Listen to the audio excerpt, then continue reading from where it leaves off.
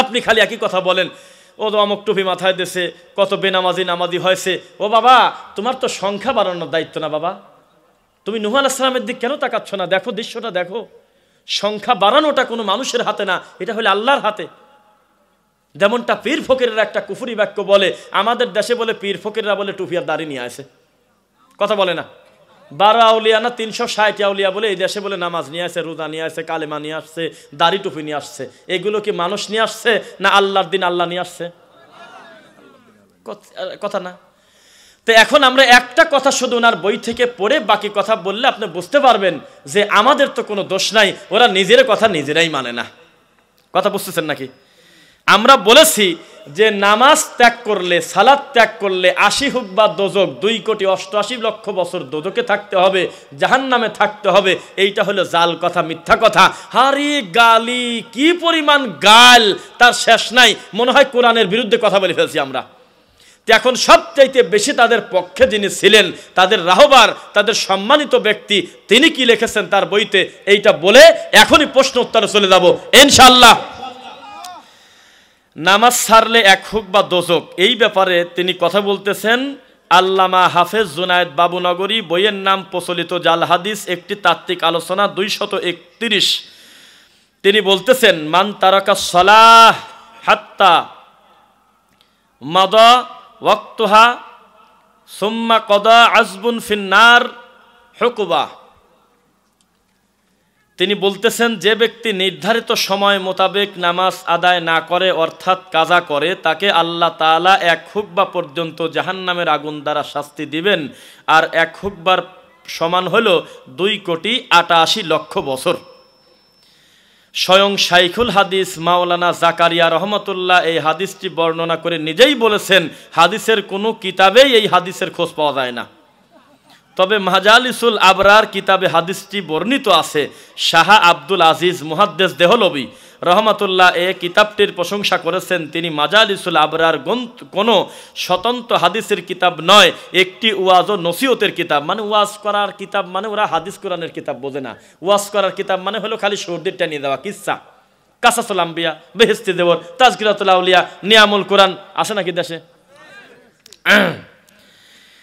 আচ্ছা, তাই অধম বলতে চাই, মানে উনি নিজের কথা বলতেছে। আমি বলতে চাই, উক্ত হাদিসটি যখন হাদিসের কোনো কিতাবেই নাই, মুহাদ্দিসিনগণের নীতিমালা অনুযায়ী এই হাদিসটি বর্ণনাই না করা উচিত। হ্যাঁ, নামাজ কাজার ব্যাপারে অনেক নির্ভরযোগ্য হাদিস আছে, তাই এগুলোই বর্ণনা করা উচিত।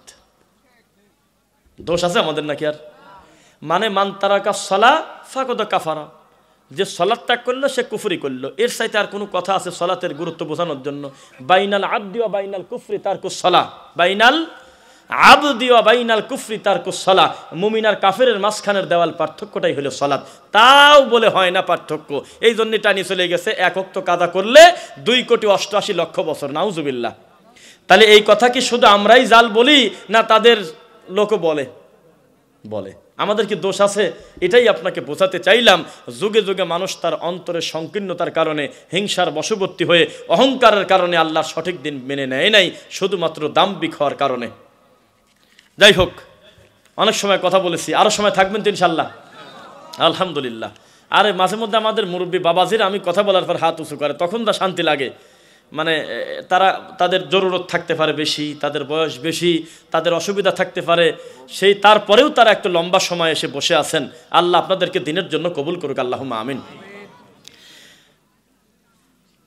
পেপসি, 7 আপ, কোকা কোলা এসব খাওয়া যাবে কি? এটা একবারে শেষে। এটা থেকে সাপ, ব্যাং, কচ্ছপ খাওয়া এগুলো হালাল না হারাম? ফতোয়া তো আসি যাচ্ছে, ভেদাল নেই। আমি খালি রিডিং পড়ি, সব সামনে থেকে চলে আসুক না। ঢালাওভাবে আপনি বলেছেন সাপ, ব্যাং, কচ্ছপ, কাঁকড়া। কাঁকড়া কয়েকদিন আগে আমি 17টা খাইছি। মানে রিস্ক নিতে চাচ্ছিলাম না যে খাবো কি খাবো না, কারণ আমি তো খেতে বাধ্য না, হালাল জিনিস। কিন্তু আমি খাবো এটা জরুরি না, আমি না খেলেই সেটা হারাম হয়ে যাবে না, হালাল জিনিস। কথা বুঝছেন? আমার রুচিতে আসলে আমি খাবো, না হলে না খাবো। অবশ্যই কাঁকড়া খাওয়া বৈধ, কিন্তু সাপ খাবেন না। কথা বুঝছেন নাকি?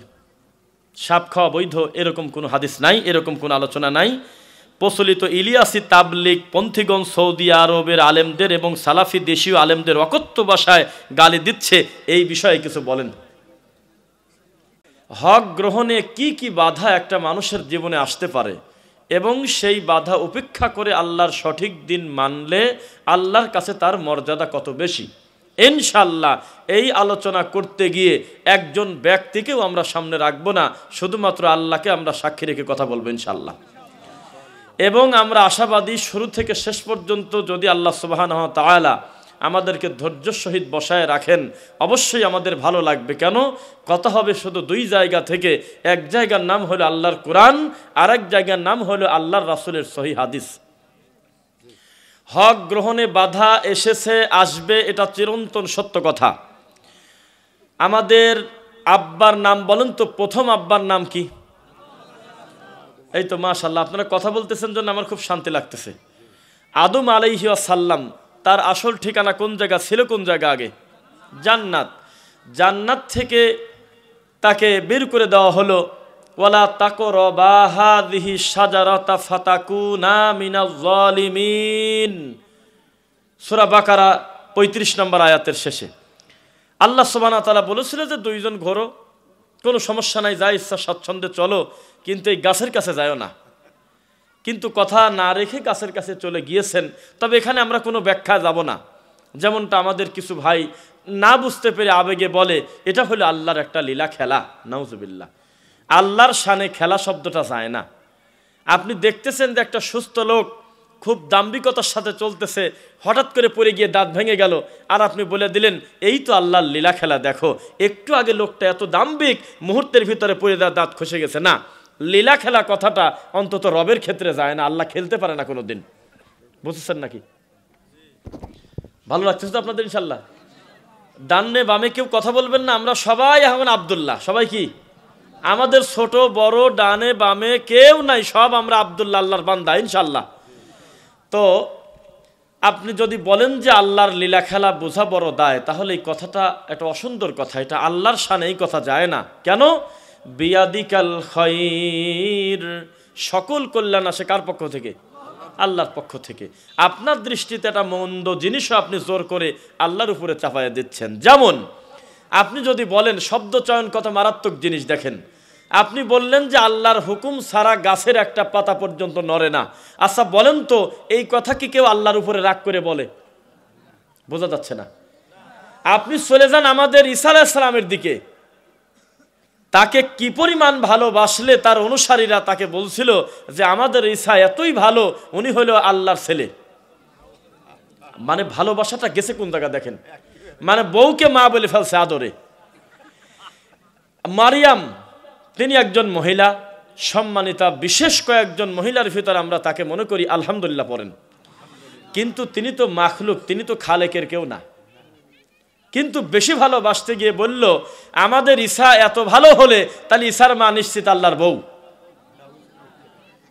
তারা বলে নাই মনে হয় কথা, ওয়াকালাতিল ইয়াহুদু উযাইরুন ইবনুল্লাহি ওয়াকালাতিন নাসারা ইবনুল্লাহ। তারা ঈসা আলাইহিস সালামকে বলেছে আল্লাহর ছেলে, ঈসার মাকে বলেছে আল্লাহর স্ত্রী, বউ। নাউজুবিল্লাহ। তাহলে ভালোবাসাটা কোন পর্যায়ে গেছে? তা আমরা আমাদের রবকে, আল্লাহকে এত ভালোবাসি, আমরা আবেগে বলে ফেললাম আল্লাহ তোমার হুকুম ছাড়া গাছের একটা পাতা নড়ে না, কিন্তু প্রতিদিন হাজার হাজার পূজা মণ্ডপে সেজদা দিচ্ছে, ওটা কি আল্লাহই করাচ্ছে? বুঝছেন? মরা মানুষের কাছে মানুষ গিয়ে বলতেছে বাবা আগামী বছর একটা ছেলের ব্যবস্থা করে দিও বাবা, এটা কি আমার আল্লাহ করালো? না আমি শয়তানের ধোকায় পড়ে, দোষ আমার, শয়তানের ধোকায় পড়েছে আমি। কিন্তু আমি যদি ঢালাওভাবে বলি আল্লাহর হুকুম ছাড়া গাছের একটা পাতা নড়ে না, তাহলে পৃথিবীতে যত অপকর্ম, নাউজুবিল্লাহি মিন যালিক, এইটা কি আল্লাহর হুকুমে আপনি করলেন? আলাম নাজআল লাহু আইনাইন, তাসনিয়ার সিগা, আমি কি তোমাকে দুই চোখ দেই নাই? ওয়া লিসানান ওয়া শাফাতাইন, সূরা বালাদ, আমি কি তাদেরকে জিহ্বার দুই ঠোঁট দেই নাই? সুবহানাল্লাহ। ওয়াহাদাইনাহুন নাজদাইন, আমি কি তাদেরকে দুই ধরনের চলার স্বাধীনতা দেই নাই? ফারিকুম ফিল জান্নাতি ওয়া ফারিকুম ফিস সাঈর।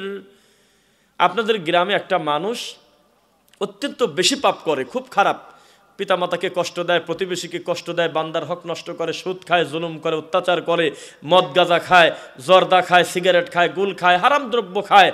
কিন্তু আল্লাহ একদিন রাগ করে, কষ্ট পেয়ে, ক্রোধ হয়ে তিনি তার একদিন রাত্রিবেলা খানা খাওয়া যখন শুরু করবে, তখন জিবরাইলকে দিয়ে প্লেট সরায় নিয়েছিল। এমন ঘটনা শুনছেন জীবনে? বুঝছেন? আপনার জীবনে কত মানুষকে দুই চোখ দিয়ে দেখেছেন। এমনও মানুষ, আমি যদি ভুল না করি এখানে শত মানুষ দেখেছেন, যেই লোকটা 5 ওয়াক্ত ফরজ সালাত তো বহু দূরের কথা, তাহাজ্জুদ পর্যন্ত সহজে মিস দেয় না। আছে না? আছে নাকি? রমাদান মাসে সিয়াম পালন করে তো করে, সোম বৃহস্পতিবারেও করে, প্রতি মাসের চাঁদের 13, 14, 15ও করে। আছে না এমন মানুষ? আরে জাকাতের সময় জাকাত তো দেয়, সারা বছর মানুষের বিপদে লোকটা নফল সাদাকা করে। আছে নাকি? এমন একটা লোককে আল্লাহ কোনোভাবে স্বপ্নে বলেছিল যে দরকারটা কি, তোমার যা কামটা হয়ে গেছে, তোমার কাম ছিল হলে আমাকে খুশি করা, গত রাত্রে আমি খুশি হয়ে গেছি, আলাদা করে আর ভেজাল নাই, জান্নাতের সমস্ত কর্ম রেডি, বাকি জীবন আর সেজদা দেওয়ার কোনো প্রয়োজন নাই। শুনছেন জীবনে কোনোদিন? শুনছেন নাকি? তার মানে একটা লোক যত পাপ করুক, আল্লাহ জোর করে তাকে খাবার রিজিক বন্ধ করে দিচ্ছে না, অকারণে মারতেছে না, পিটাচ্ছে না, ধরে কিছুই করতেছে না, পূর্ণ স্বাধীনতা দিয়ে রাখতেছে। তবে ফানজুরু কাইফা কানা আকিবাতুল মুকাজ্জিবিন, প্রতি 2 মিনিট বাংলা কথার পরে একটা করে কোরআনের আয়াত। তাহলে অসুবিধা আছে আপনাদের? আলহামদুলিল্লাহ। আল্লাহ কিন্তু আপনাকে শেখায় দিচ্ছে, তুমি একটু ভ্রমণ করো, তাকায় দেখো, 2 চোখ দিয়ে দেখো। ফাসিরু ফিল আরদ, তুমি জমিনে ভ্রমণ করো, ঘোরো, দেখো। দেখতে দেখতে তোমার চোখে পড়ে যেতে পারে হাজার হাজার আগের বছরের ফেরাউনের লাশ। অথচ তুমি নিজে সাক্ষী, তোমার বাপের লাশ মাটি দিয়ে আসলে মাত্র 3 মাস আগে, এখন শিয়াল কুকুরে টুনে নিয়ে গেছে, হাড় হাড্ডি খুঁজেই পাওয়া যায় না। বিবাদানিকালি তাকুন আলিমান খালফাকা আয়া, কিন্তু ফেরাউনের লাশটাকে আমি আল্লাহ একেবারে পানির ভিতরে তেল যেমন ভাসে, মেশে না, ওই রকম আমি তাকে ব্যতিক্রমভাবে রেখে বিশ্ববাসীর কাছে আমি নিদর্শন করে রাখলাম। আল্লাহ দেখায় না? কে বলেছে? আপনি দেখেন না, সে দোষ আপনার। আল্লাহ ঠিকই দেখায়। মাত্র কয়েকদিন আগে যার দাপটে মনে হলো এদেশের সমস্ত মানুষ তার কাছে জিম্মি, এদেশের সবচেয়ে বড় মুফতি হলো সে, সবচেয়ে বড় মাওলানা সে, তার কাছে কোনো মানুষ এই দুনিয়াতে নাই। এই লোকটা শেষ পর্যন্ত পুরুষ মানুষ, না পারতেছে বোরকা পরতে, না পারতেছে খালি মাছ দিয়ে মুখ ঢেকতে। দেখেন নাই? এইটা যদি হয় দুনিয়াবি ব্যাপার, তাহলে আল্লাহর দিন গ্রহণে আপনার বাধা কিসের? যেই দিনটা গ্রহণ করার সাথে সাথে আপনার মর্যাদা বৃদ্ধি করে দেবে। হারি গজলের টান, ও সোনার নবী, আমাকে যদি ডানা থাকতো আমি তোমার কাছে চলে যেতাম নবী। ও নবী, আর আমারে কান্দাইও না নবী, আমি তোমারে আকাশে খুঁজিলাম, বাতাসে খুঁজিলাম, ও নবী আমি তোমার দেখা পাইলাম না। ও নবীর, আমার যখন কবরে রাখবে নবী, তুমি মদিনা থেকে উঠে এসে আমার কবরের উত্তর দিও গো নবী। ও সোনার নবী, তুমি আজও উম্মতের দরদে কান্দো হয়ে মদিনায়, আবেগে খালি কাঁদে আর গজল কয়। আছে নাকি? কিন্তু মরা পর্যন্ত আল্লাহ রাসূলের একটা সুন্নাত মানতে চায় না। এ কোন গতি? আপনি একটা লোককে যথেষ্ট মোহাব্বত করেন, তিনি আপনার বাপ, কিন্তু তার কোনো আদেশ আপনি মানেন না, তার কোনো ভালো কথা আপনি শোনেন না। এই ভালোবাসার কোনো দাম আছে? কোনো দাম আছে? 4 পয়সার দাম নাই। এ কেমন শুনবেন? সারা জীবন আপনি আল্লাহ আল্লাহ ইল্লাল্লাহ ইল্লাল্লাহ জিকির করলেন, মনে করেন লক্ষ লক্ষ বার জিকির করলেন, কিন্তু আল্লাহর আয়াত আসার সাথে সাথে আপনি বিকৃত করে দেন, তাহলে কুফরি হয়ে গেল না? তাহলে আপনি মদিনার প্রেমে পাগল হয়ে রাসূলের ইশকে প্রত্যেকটা দিন, আমি যদি ভুল না করি, আশেকে রাসূলের জাত এই সুন্নি গ্রুপ প্রতিদিন এভারেজে 10টা করে নতুন নতুন আপডেট গজল আনতেছে। কি শানে, কি শব্দে, যা মানুষের সাথে সহজে মেশে না, এমন শব্দ দিয়ে নতুন 5টা গজল আগামীবার 2022 সালে মাঠে আসবে। আছে না? কিন্তু এই লোকটার কপাল এত খারাপ, আল্লাহর ঘরে ঢুকে চট করে বসে পড়ে, 2 রাকাত সুন্নাত পড়ে বসার কপাল লোকটার নাই। বুঝতেছেন না? এই লোকটা যখন আল্লাহর ঘরে ঢুকতেছে, তার সবচেয়ে পছন্দনীয় ব্যক্তি যে ইমাম, সেই ইমাম আল্লাহর ঘরে লাল বাতি দিয়ে রাখছে। খুতবায় ওঠার সাথে সাথে লাল বাতি সুইচ দিয়ে চাপ দিয়ে লিখে রাখছে, লাল বাতি জ্বলাকালীন সুন্নাতের নিয়ত করবেন না। ওই বাপের মসজিদ। অথচ পৃথিবীর শ্রেষ্ঠ খতিব, শ্রেষ্ঠ মানুষ, শ্রেষ্ঠ রাসূল একসাথে পড়বেন মুহাম্মাদুর রাসূলুল্লাহ সাল্লাল্লাহু আলাইহি ওয়াসাল্লাম। তিনি জুমার খুতবা দিচ্ছে, রানিং খুতবা ঠেকায়ে একটা লোক এসে বসে পড়ার কারণে বসা লোকটাকে আল্লাহ নবী দাঁড় করায় দিয়েছে। খুতবা তখন রানিং। তখনও দাঁড়া গেছে, আল্লাহ রাসূল বলছে দাঁড়াতে, আর কি কথা থাকে বলেন দেখি, কিয়াম করে ফেলছে ইজলিস থেকে, বসা থেকে। তখন বলল কি আল্লাহ রাসূল আমাকে দাঁড়াতে বললেন। আল্লাহ রাসূল তখন বললেন, তুমি কি 2 রাকাত সালাত আদায় করে বসেছো না এমনি বসেছো? তখন বলল, লা ইয়া রাসূলুল্লাহ, আমি সরাসরি এসেই বসে পড়ছি। আল্লাহ রাসূল তখন বললেন যে আগেই বসো না, লা ইয়াজলিস, আগে বসো না, ইল্লা সাল্লা রাকাতাইন, 2 রাকাত সালাত আদায় না করা পর্যন্ত আল্লাহর ঘরে বসো না। বুঝতেছেন নাকি? তাহলে পৃথিবীর শ্রেষ্ঠ ঘর আল্লাহর ঘর মসজিদ, সেখানে একজন মুমিন হিসেবে আমি ঢুকতে পেরে আমি খুশি না বেজার? আমি খুশি হয়ে আমার রবের 2 রাকাত সেজদা দিয়ে বসবো। আল্লাহর ঘরে ফরজ সালাতের ইকামত শুরু হওয়ার আগ পর্যন্ত 24টা ঘন্টার যে কোনো সময় আমি আল্লাহর ঘরে ঢুকে 2 রাকাত খুশি মনে আল্লাহকে সেজদা দিয়ে বসবো। এটাই হলো আল্লাহর ঘরে সবচেয়ে বড় হক। অথচ এই সালাতটা যদি আপনি পড়েন, তাহলে আপনি বাদে বাকি সবার কাছে আপনি যেন জঙ্গলের একটা প্রাণী, আপনার দিকে এমনভাবে তাকায়, এমন কটাক্ষ করে যেন আপনি মহা একটা পাপ করে ফেলেছেন। কিন্তু এই মানুষটাও যখন শুনবে মুহাম্মদ, সঙ্গে সঙ্গে আপনি পড়েন খালি সাল্লাল্লাহু আলাইহি সাল্লাম, এইটুকু শেষ। কিন্তু ও লোকটা হাতে ফু দিয়ে চোখও মোছে, আপনার থেকে বেশি আবেগ দেখাচ্ছে, বেশি আমার রাসূলকে ভালোবাসে, রাসূলের নাম শুনে কাঁদে। আজমপুর ফ্লাইওভারের নিচে কোনো একটা কারণে আমি যাচ্ছিলাম, দেখি যে এক জট বাবা বসে আছে, জট বাবা খেতা গায়ে দিয়ে বসে আছে, গরমের দিন, দেখেছেন শর্টকাটে বলি। তখন আমি ওনার কাছে বসলাম, বসার পর উনি বারবার বলতেছে যে আমি ভাত খাবো, আমি একটু ভাত খাবো, বাবা আমি ভাত খাবো, এরকম করতেছে। তখন আমি বললাম যে না, ওইভাবে সরাসরি আপনার টাকা দেব না, আপনার যা মন চায় আমরা খাওয়াবো বসে, তবে শর্ত হলো কয়দিন চুল কাটেন না সেটা বলা লাগবে, আর আপনার ছেলে মেয়ে বা পরিবার আত্মীয় স্বজনের কি অবস্থা। যেহেতু 3 বার আমাদের সাথে কথা বলেছেন, একটা বার আমাদের এইটা মনে হয় নাই এতটা অসুস্থ আপনি, যেই রকম পাগল হলে এই গরমের দিন খেতা গায়ে দিয়ে গোড়া লাগে, এটা আমাদের মনে হচ্ছে না। তখন উনি আলহামদুলিল্লাহ অনেক কিছুই বললো, আমার মা আছে, আমার 2টা মেয়ে আছে, একটা ছেলে আছে, আবার 6-এ উঠলো, অনেক কিছু বলল। তখন আমরা তার সাথে একটা ইন্টারভিউর একটা পর্যায়ে বললাম যে আপনি এই যে হাতে বালা, এত জিনিস, একটা সুতার সাথে আর একটা সুতার কালারের মিল নাই, গঠনের মিল নাই, বাঁধার মিল নাই, তো বলতেছে এটা ওই মাজারে, এটা অমুক মাজারে, এটা অমুকের মাজারে, এটা শাহ আলীর মাজারে, এটা কুতুবের মাজারে, এটা অমুকের মাজারে, এটা শাহজালালের, বিভিন্ন জায়গার নাম নেয়। যে আমাদের তো একটা জট কমিটি আছে, পাগলের আবার কমিটি থাকে, তো এইরকম বিভিন্ন জায়গায় আমরা মাজারে যাই, তখন ওই জায়গার খাদেমরা আমাদের হাতে বেঁধে দেয়। তো তখন বিভিন্ন কিছু বলার পরে শেষে বললাম যে আপনি কি আমাদের নবী মুহাম্মদ সাল্লাল্লাহু আলাইহি ওয়াসাল্লামকে ভালোবাসেন? আর ওই লোকটা আমাকে ধমক দিয়েছে, শোনেন বাবারা, কথা কিন্তু খেয়াল করে শুনবেন। খালি মুখ দিয়ে একবার বলছে আপনি কি আমার রাসূলকে ভালোবাসেন, বলার সাথে সাথে আমাকে ধমক দিয়েছে, কি বলেন আপনি, রাসূলকে ভালোবাসি না মানে? তাই বলার সঙ্গে সঙ্গে হাতে ফু দিয়ে চোখ মুছতেছে, কাঁদেই ফেললো, চোখ দিয়ে পানি, আল্লাহর কসম। আজমপুর ফ্লাইওভার উত্তরা। আমি বাবা কাঁদতেছে, তাহলে তো কম দরদ না? রাসূলের নাম শুনে চোখ দিয়ে পানি আসে, আপনি খারাপ দেখেন কি কারণে?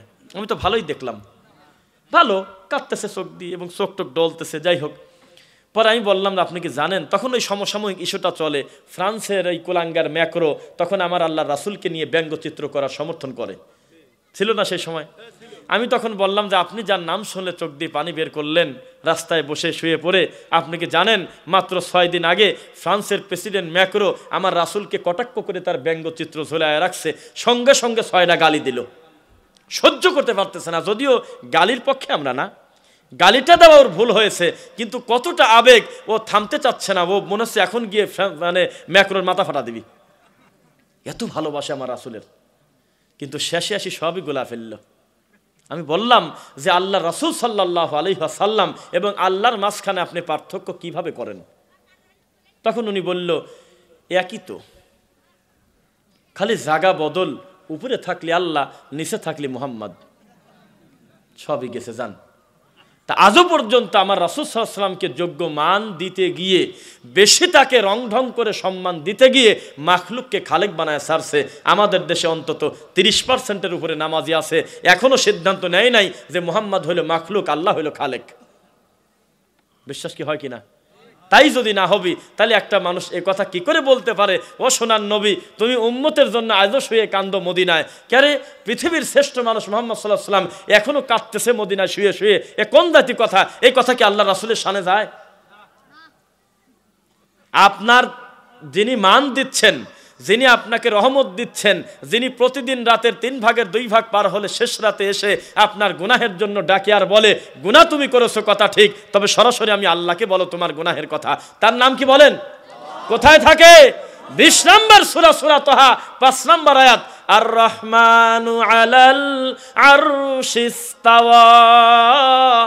রহমান নিজের পরিচয় নিজে দিচ্ছে, কে কি বলবে সব বাদ, আমি আল্লাহ বলতেছি আমি থাকি হলে আরশের উপরে, সুবহানাল্লাহ।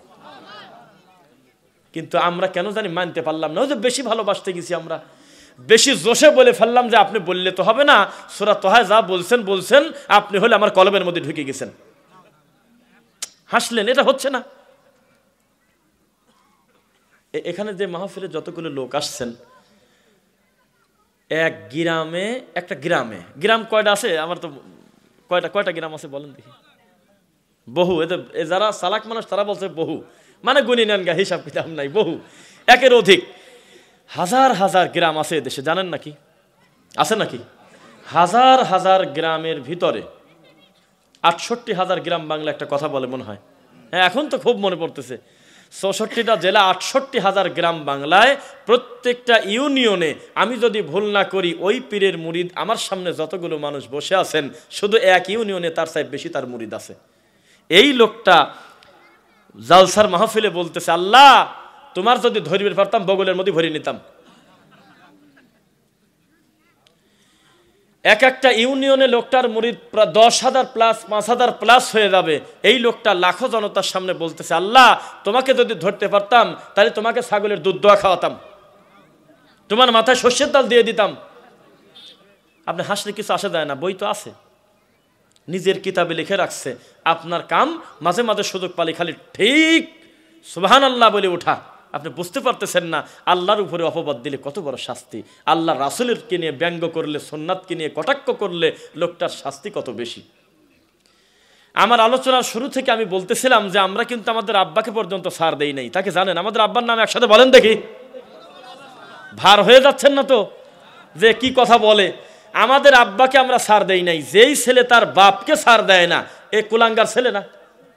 আমাদের আব্বাকে আল্লাহ জান্নাত থেকে বের করে দিলেন আমাদের মা সহ, নাকি? এখন ক্ষমা পাইল কিভাবে, এটা কে জানে সবচেয়ে বেশি? আর মাখলুক হিসেবে সবচেয়ে বেশি ভালো জানে কে? বাস, সুন্দর কথা বলেছে। প্রথম নাম্বার সবচেয়ে বড় মালিক কে? আল্লাহ। কিন্তু মাটির উপরের মাখলুক হিসেবে সবচেয়ে বেশি হকদার জানার ব্যাপারে আল্লাহর রাসূল সাল্লাল্লাহু আলাইহি ওয়াসাল্লাম তিনি জানছেন শুধুমাত্র একটা আয়াত, ক্বালা রব্বানা যালামনা আনফুসানা ওয়া ইল্লাম তাগফির লানা ওয়া তারহামনা লানাকুনান্না মিনাল খাসিরিন। আছে নাকি? এখানে আল্লাহ রাসূলকে দিয়ে আল্লাহ বলাচ্ছেন, মুহাম্মদ সাল্লাল্লাহু আলাইহি ওয়াসাল্লাম আপনি বলে দেন, আদম আলাইহিস সালাম এবং হাওয়া এই দুইজন মিলে আমাকে বলেছিল, আল্লাহ আমরা দুইজন আমাদের নফসের উপরে জুলুম করে ফেলেছি আল্লাহ, অতঃপর বুঝতে পেরে ক্ষমা চাচ্ছি। শুধু ক্ষমা নয়, আমাদের প্রতি দয়াও করতে হবে আল্লাহ, লানাকুনান্না মিনাল খাসিরিন, না হলে আমরা ক্ষতিগ্রস্তের ভিতরে পড়ে যাব আল্লাহ। কথা শেষ, 1 মিনিটে ওয়াজ শেষ। কিন্তু বাঙালি হুজুর দেখলো যে এইভাবে যদি 2 মিনিটে ওয়াজ শেষ হয়, হাজার হাজার মানুষকে এই খিচুড়ির লোভে তো বসানো যাবে না। তখন ও করল কি, নিজের বাপকে পর্যন্ত ছাড় দেয় নেই। তখন বলতেছে যে আদম আলাইহিস সালাম দুনিয়াতে এসে খালি কাঁদে, এখানে যায়, ও পাহাড়ে যায়, এ পাহাড়ে যায়, চোখ দিয়ে উঠে যায়, বিভিন্ন বর্ণনা, খালি কাঁদে, কোনো উপায় নাই। শেষ পর্যন্ত বললে, আল্লাহ আমি জান্নাতে থাকতে দেখেছি, জান্নাতের চৌকাটে দরজায় লেখা লা ইলাহা ইল্লাল্লাহ মুহাম্মাদুর রাসূলুল্লাহ। আল্লাহ আমার মনে হয় তোমার নামের সাথে যার নামটা থাকবে এটা কোনো ছোটখাটো লোকের নাম হতে পারে না, এটা বিশাল ব্যাপার। আল্লাহ আমি ওই নামের ওসিলা দিলাম, এবার তুমি ক্ষমা করবে নাকি বলো। তখন নাকি আল্লাহ প্রেসারে পড়ে গেছে, মানে বলতেও লজ্জা করে। আল্লাহ নাকি বললে এমন একটা জায়গায় হাত দিলে এখন ক্ষমা না করে তো আমার উপায় নাই। তখন বলল এমন লোকের ওসিলা দিলে গো আদম, কুনতু নাবিয়্যান আদামু বাইনাল মাই ওয়াত তিন, আদম গো তুমি তখন মাটি আর কাদার ভিতরেই পড়েছিলে, তখন আমার নূরে মুহাম্মাদে আমার কাছেই ছিল। যেভাবে নাউজুবিল্লাহ বলতেছেন তাতে আমি খুশি যে এই গ্রামের মানুষ সঠিক দিনের কাছাকাছি আছে বলে আলহামদুলিল্লাহ। তাছাড়া এই কথা বলার পর কি আবেগে সুবহানাল্লাহ যে শোনা লাগে আমাদের, আগে যদি না বলে নেই যে এটা কয় জাল হাদিস, খালি সুবহানাল্লাহ কয় জোরে করে। এখন আল্লাহ বলতেছে যে আমার কাছে ক্ষমা চাইছে হলো তারা দুইজন রব্বানা যালামনা আনফুসানা বলে, এখন হুজুর টানি নিয়ে গেছে খয়রাতের মিলাদের আর মুনাজাতে কাঁদার জন্য এটা আলাদা সেট করে এনেছে, অথচ আব্বার মা কাঁদেইছে হলে এইটা বলে আল্লাহ আমাকে তুমি ক্ষমা করে দাও, আল্লাহ আমরা নফসের উপরে জুলুম করে ফেলেছি নাকি। একটা দিন তদন্ত করলো না এই আয়াতটার শানে নজুলটা কি শোনা যাচ্ছে। এই আয়াতটা যার উপরে নাজিল হয়েছে তিনি আয়াতটাকে কিভাবে দেখেছেন, সাহাবায়ে কেরাম এটাকে কোনভাবে বুঝেছেন, এই বুঝটা আজ পর্যন্ত নিল না। ওর কাম হলো রব্বানা যালামনা হলে বাপদাদার রেস্ট্রি করা আয়াত, মুনাজাত মানেই হলো রব্বানা যালামনা আনফুসানা বলে কাঁদতেছে। কিন্তু আমাদের আব্বা মা কিন্তু বলেছে, আল্লাহর কসম করে বলতেছি, আমাদের আব্বা আম্মা কিন্তু এই কথা বলে আল্লাহকে কাঁদেছে, জানেন আপনি। কিন্তু আমরা বললাম যে নূর মুহাম্মদের ওসিলায় আপনার মনে হচ্ছে যে আপনি মনে হয় মুহাম্মদ সাল্লাল্লাহু আলাইহি ওয়াসাল্লামকে মান দিলেন। আল্লাহর কসম, সহিহ বুখারী 109, মান কাযাবা আলাইয়া মুতাআম্মিদান ফালিয়াতাবাওয়া মাকআদাহু মিনান নার। ভালোবাসতে গিয়ে যে কথাটা মুখ দিয়ে একটু আগে আমি বললাম, ওই কথা যদি আপনি ধর্ম মনে করে মানুষের সামনে একবার বলে দেন, আল্লাহর কসম দুনিয়াতে আরো 30 বছর হায়াত আছে, কথা ঠিক, তবে জাহান্নামে একটা ঘর তৈরি হয়ে গেছে আপনার জন্য আগেই, এ কথাও ঠিক। ইসলামে কি আবেগের দাম আছে না দলিলের দাম আছে বলেন দেখি? ইসলাম কি আবেগে চলবে না দলিলে চলবে? মাশাআল্লাহ, লিল্লাহি তাকবীর, মাশাআল্লাহ। ছোট থেকে যুবক ভাই বন্ধু মুরব্বী সবার অ্যাটেনশন আছে আলহামদুলিল্লাহ। আমরা কিন্তু আজ অনেক সময় ওয়াজ করবো, কি বলেন? আলহামদুলিল্লাহ। তো এখন আমরা আমাদের আব্বাকে পর্যন্ত ছাড় দিলাম না, তারপরে আমরা ঈসা আলাইহিস সালামের ব্যাপারে সহিহ বুখারী 3445 হাদিসের রাবি হলো উমর রাদিয়াল্লাহু আনহু। কথা কিন্তু বলাই যাবে না এখানে, কিন্তু ইয়ারকির জায়গা না। হাদিসের রাবি হলো উমর রাদিয়াল্লাহু আনহু, হাদিস সহিহ। তিনি বলতেছে আল্লাহর রাসূল তার নিজের ব্যাপারে একদিন আমাদেরকে ক্লিয়ার করে দিলেন, লা তুতরুনি, আমাকে নিয়ে বাড়াবাড়ি করো না। রাসূল নিজে বললেন আমাকে নিয়ে খবরদার বাড়াবাড়ি করো না। কামা আতরাতিন নাসারা ইবনা মারইয়াম, ও তো খ্রিস্টানরা যেভাবে মরিয়মের ছেলে ঈসাকে নিয়ে করছে, ওই কাম আমার সাথে করো না। ইন্নামা আনা আবদুন, নিশ্চয় আমি মুহাম্মদ হলো আল্লাহর একজন বান্দা। ফাকুলু আবদুল্লাহি ওয়া রাসূলু, পার্থক্য হলো তোমরা বলো যে মুহাম্মদ আল্লাহর বান্দা এবং আল্লাহর রাসূল। তোমরা বেশি ভালোবাসতে গিয়ে মরিয়মের ছেলে ঈসার মতো আল্লাহর ছেলে বানাছারো না। আজও পর্যন্ত আল্লাহ সুবহানাহু ওয়া তাআলা বলেছে, কিন্তু একটু একটু বাংলা কথা বলার পর আল্লাহর কোরআনের আয়াত আসবে, যাতে যে কোনো মুমিন অন্তত এই ব্যাপারে নিশ্চিত থাকতে পারে, যেহেতু আল্লাহর কথা আমার যতই বিপক্ষে যাক আমি মানতে বাধ্য। কি বলেন? কুল, কুল মানে কাকে বলতে বলতেছে বলেন দেখি? কফ লাম পেশ কুল, এই কুল শব্দের অর্থ হে রাসূল আপনার মুখ দিয়ে বলে দেন, লা ইয়ালামু মান ফিস সামাওয়াতি ওয়াল আরদিল গায়বা ইল্লাল্লাহ। রাসূল আপনার মুখ দিয়ে বলে দেন সাল্লাল্লাহু আলাইহি সাল্লাম, আসমান আর জমিনে আমি আল্লাহ ছাড়া গায়েবের মালিক আছেটাকে। এত বড় একটা স্পষ্ট আয়াত, এই আয়াতটাকে বিকৃত করে বানাইছে ইল্লাল্লাহর দলিল। লজ্জা কোন জায়গা রাখবেন আপনি দেখেন। আমাদের গ্রামে একটা কথা রয়েছে, আপনাদের এখানে আছে কিনা, যে চাচার কবর কোন জায়গা, চাচি কাঁদে কোন জায়গা। ইল্লাল্লাহ জিকিরকে জায়েজ করতেছে আল্লাহর কোরআন মাজিদের আয়াতকে বিকৃত করে, নাউজুবিল্লাহি মিন যালিক। বলতেছে যে ওই যে গিরামার টানি নিয়ে আসি, বলতেছে যে সব গাছ কাটি ফেলাও ইল্লাল ইসখির, ইসখির গাছটা কাটো না। এই যে এই কথার দ্বারা বোঝা যায় ইল্লাল্লাহ জিকির জায়েজ আছে। কত দেখ কিসের সাথে কেটানি নিয়ে আসলো। ইসলামের সবচাইতে বড় সৌন্দর্য, ইসলামের ইবাদত হলেই তার জন্য ভিন্ন ভিন্ন আল্লাহ রাসূলের আলাদা নির্দেশনা আছে, আছে নাকি? তা আল্লাহ তার রাসূলকে দিয়ে বলাচ্ছে, হে রাসূল আপনি বলে দেন আসমান আর জমিনে আমি আল্লাহ ছাড়া গায়েবের মালিক আছেটাকে। এখানে গায়েব আল্লাহ ছাড়া অন্য কারোর ব্যাপারে পুরা বাতিল না? অথচ আমরা রাসূল সাল্লাল্লাহু আলাইহি ওয়াসাল্লামকে মান দিতে গিয়ে বললাম আমার সোনার নবী হলো গায়েবের মালিক। নাউজুবিল্লাহ পড়লেন না?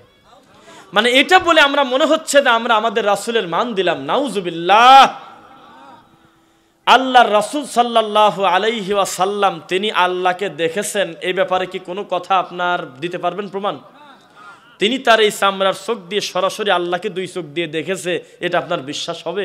আমাদের আম্মা জানের নাম বলেন তো একটা, আম্মার আয়েশা রাদিয়াল্লাহু আনহা। মানে মা ফাতেমা বলে ডাকতে ডাকতে আয়েশা রাদিয়াল্লাহু আনহা বলতে গেলে অনেকেই মা বলতে চায় না, অথচ কোরআন মাজিদের আমাদেরকে বলা হচ্ছে ওয়া আজওয়াজুহু উম্মাহাতুহুম, নবীদের স্ত্রীরা হলো তোমাদের মা। কি? কিন্তু আল্লাহর রাসূলের মেয়েকে আমরা বানাইছি মা, বানাই নাই? তো যে কথা বলতেছিলাম, আমাদের আম্মাজান বলতেছে পৃথিবীর কোনো মানুষ যদি বলে আমার স্বামী মুহাম্মদ রাসূলুল্লাহ সাল্লাল্লাহু আলাইহি ওয়াসাল্লাম সরাসরি 2 চোখ দিয়ে আমার আল্লাহকে দেখেছে, তার চাইতে বড় মিথ্যুকার নাই। কিভাবে জানি মনসের পাগল জেলের মধ্যে তিনি আল্লাহ দেখে ফেলছে। আরে লজ্জা! এই কথা যার মুখ দিয়ে বের হয় তার সাথে দেখা করতে আপনার 2 মাস সিরিয়াল লাগবে, বোঝা যাচ্ছে না? তার 2025 সালের একটা ডেট নিতে আপনার 50,000 টাকা অগ্রিম লাগবে। সেই লোক বলতেছে যে আল্লাহ প্রেসারে পড়ে গেছে, আল্লাহ চাপে পড়ে মনসের পাগলের ডাকে সহ্য করতে না পারি আসমান ছাড়ি দিথুই চলে আসছে মনসেরের জেলে। কি অবস্থা! পরের দিন আসি দেখে যে জেল টেল নাই, সব গেল কোনে, কয় যে এবার মনসেরই আল্লাহর কাছে চলে গেছে। কি লজ্জা কোথায় রাখবেন? মুসা আলাইহিস সালামের ব্যাপারে হুজুরি ওয়াজ করতেছে, লাং তারানি মুসা, মুসা আলাইহিস সালামকে আল্লাহ নাকচ করে দিয়ে বলল, মুসা রে 2 চোখ দিয়ে আমাকে দেখার জিনিস তো না, আমি এটা জান্নাতে দেখবে তোমরা ইনশাআল্লাহ। লা তুদরিকুল আবসার ওয়া হুয়া ইউদরিকুল আবসার, মানুষের চর্মচক্ষু দিয়ে দুনিয়ার এই জাগতিক দৃষ্টিতে এখানে থেকে আমি আল্লাহকে দেখবে অসম্ভব। নবীরা পারে নাই, মনসের পারল কিভাবে? বুঝতেছেন নাকি? এরপরে কষ্ট হচ্ছে না তো আপনাদের? আমাদের ভাইরা যারা পরে আসতেছে, আমার মনে হয় কোনো একটা পাশ খালি রাখবেন যাতে এই ডিঙিয়ে লোক আসতে না হয়। এই দিক দিয়ে আসলে ভালো হয়। আপনারা এইদিকে ঠিকই বলছে, এদিকে ফাঁকা আছে, এদিকে বসবেন ইনশাল্লাহ। আপনাদের ধৈর্য আছে তো ইনশাল্লাহ? আলহামদুলিল্লাহ। এ কোথায় আসলাম? আমি তো আসার আগে বুঝতে পারি নাই এখানে আমাদের ভাইয়েরা এত আগ্রহের সাথে আল্লাহর কথা শুনবে, আল্লাহর রাসূলের কথা শুনবে ইনশাল্লাহ। আল্লাহর কথা শুনতে কিন্তু আমরা বাধ্য, জানেন? বাধ্য। কেন বাধ্য শুনবেন?